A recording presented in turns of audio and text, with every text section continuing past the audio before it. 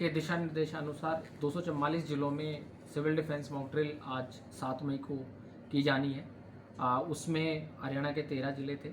अब आज सुबह जो मुख्य सचिव हरियाणा सरकार की अध्यक्षता में जो बैठक हुई है उसमें निर्णय लिया गया है कि ये जो हमारे बाकी ज़िले भी हैं उनमें भी आयोजित की, नूह में भी ये आयोजित की जाएगी। इस दिशा में जो दिशा निर्देश दिए गए हैं उसके तहत हमने हमारे जो इंसिडेंट कमांडर हैं, संबंधित एसडीएम्स, उनके साथ वीडियो कॉन्फ्रेंस के माध्यम से अभी हमने बैठक ली है, उनको दिशा निर्देश दिए। साथ ही 3 बजे हमने डिस्ट्रिक्ट डिजास्टर मैनेजमेंट अथॉरिटी की मीटिंग भी बुलाई है और जो मॉक ड्रिल है उसका नाम जो है ऑपरेशन अभ्यास दिया गया है। ऑपरेशन अभ्यास 4 बजे सायरन या लाउडस्पीकर के माध्यम से लोगों को अलर्ट किया जाएगा। उस अलर्ट के बाद संबंधित जो विभाग है, चाहे फायर विभाग हो, चाहे होमगार्ड हो, सिविल डिफेंस हो, संबंधित तहसीलदार, बीडीपीओस, वो अलर्ट हो जाएंगे। वो अपने जो उनको कार्य दिए गए हैं उसके हिसाब से वो एक्टिव हो जाएंगे। साथ ही जो नागरिक है उनको अलर्टनेस के बाद उनके लिए हमने एसओपीज जारी करे हैं, एक एडवाइजरी जारी करी है कि इस तरह की सिचुएशन में जब भी कोई आपदा आती है, जब भी इस तरह का कोई अटैक है, इस तरह की कोई चीज़ होती है तो आपने क्या करना है। वो दिशा निर्देश हमने आप लोगों के माध्यम से, प्रेस के माध्यम से और व्हाट्सएप के माध्यम से सबको भिजवाए हैं। साथ ही अवेयरनेस भी कराई जा रही है। इसके बाद इसी दिशा में आगे 7:30 से 8 बजे तक जो मेन मॉक ड्रिल है वो की जाएगी। उसमें क्या मॉक ड्रिल से पहले क्या करना है, जैसे कि अपने मोबाइल फ़ोन चार्ज रखना, कुछ जो इम्पोर्टेंट डॉक्यूमेंट्स और इम्पोर्टेंट जो सूचना है उसको एक जगह इमरजेंसी के केस में फैमिली को तैयार रखना ताकि कैसी कोई बात आए तो वो उसी पैकेट में, ऐसा ना हो कि और बिलोंगिंग को इकट्ठा करने में या बाकी जो चीज़ें हैं वो ब्लड ग्रुप है, जैसे इस तरह की चीज़ों की जानकारी के साथ वो हो। मॉक ड्रिल के दौरान पैनिक ना हो।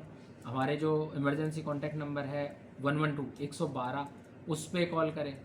साथ ही 7:50 से 8 बजे तक 10 मिनट के लिए एक ब्लैकआउट होगा जिसमें सभी इलेक्ट्रिकल अप्लाइंसेस, सभी लाइटें, चाहे वो इन्वर्टर से हों चाहे जेनसेट से हों, वो सभी को बंद रखनी है।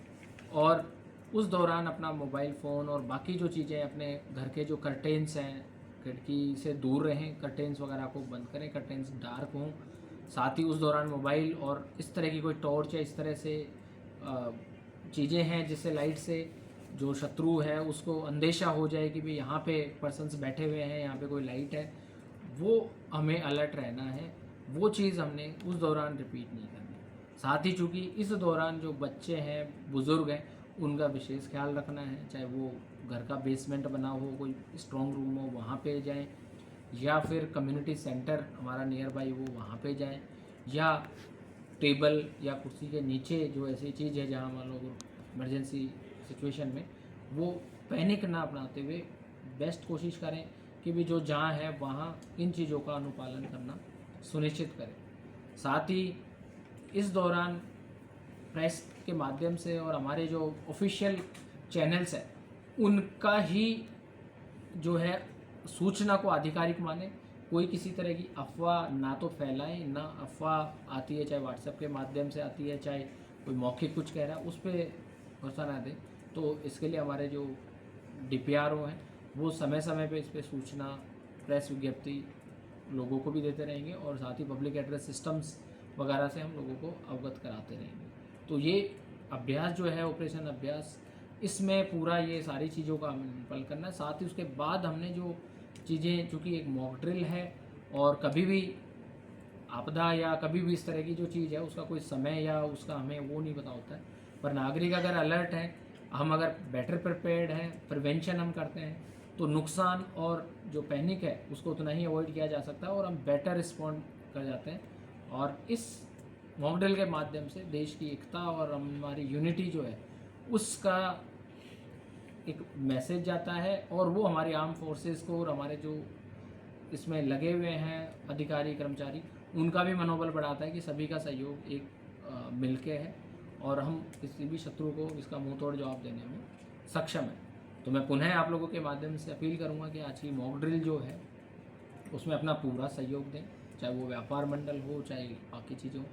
साथ ही हॉस्पिटल्स वगैरह का भी, जैसे मैंने कहा कि इमरजेंसी सर्विसेज और बाकी है, वो मॉक ड्रिल में उनको वो कवर नहीं है, पर वहाँ भी एहतियात के तौर पे चाहे कर्टेंस का यूज़ करना हो, चाहे कॉमन लाइटें हैं कॉरिडोर की और बाहर की लाइटें हैं, वो हमारी सारी रहेगी। लेकिन हमारी जो सर्विसेज है वो मेडिकल की चलती रहेगी। एक चीज़ जो रहेगी कि जहाँ भी आप जा रहे हैं, मान लो कोई आम नागरिक है या कोई भी अधिक सायरन बजता है, तो रोड के साइड में कई जगह तुरंत अपनी गाड़ी या अपना जो व्हीकल है उसको खड़ा करें, उसकी लाइटें और जो भी फ्लैशर या हेडलाइट वगैरह है उनको बंद कर लें, और ताकि वो चीज़ वहाँ भी टैग न हो, क्योंकि एक तरह से सुरक्षा चक्र है, अगर इसमें कोई भी एक जगह वो करता है तो वो पता चल जाता है और वहाँ पे ही कुछ अंदेशा या कुछ अटैक होने की संभावना भी रहती है। तो ये एक विषय मैं आप लोगों से भी इसमें अपील करना चाहूँगा। सर हमारे एसडीएम्स के माध्यम से और आप लोगों के माध्यम से हम ऑलरेडी इस चीज़ को, मैसेज को कन्वे कर चुके हैं, और साथ ही हम मुनादी उसमें अपील कराएंगे कि मुनादी सारे गाँव में हो जाए, और शहर में हमारी जो म्यूनसिपल टीम्स हैं वो भी शहर में मुनादी अपनी करा के इसके बारे में अवगत कराएं कि आज ये रूपरेखा रहेगी, आगे क्या करना है। साथ ही इसमें गवर्नमेंट ने भी आज निर्णय लेते हो कि भी आगे चूँकि लॉन्ग टर्म में गांव लेवल पे और जो शहर स्तर पे भी सायरन्स या लाउड स्पीकर सिस्टम्स ऐसे होने चाहिए ताकि इस तरह की कोई भी बात है उसमें तुरंत रिस्पॉन्ड किया जा सके। तो आज ही सरकार ने उसमें स्वीकृति दी है और निर्देश दिए हैं कि भी इस चीज़ को तुरंत दोनों विभाग जो है अनुपालन कराएं।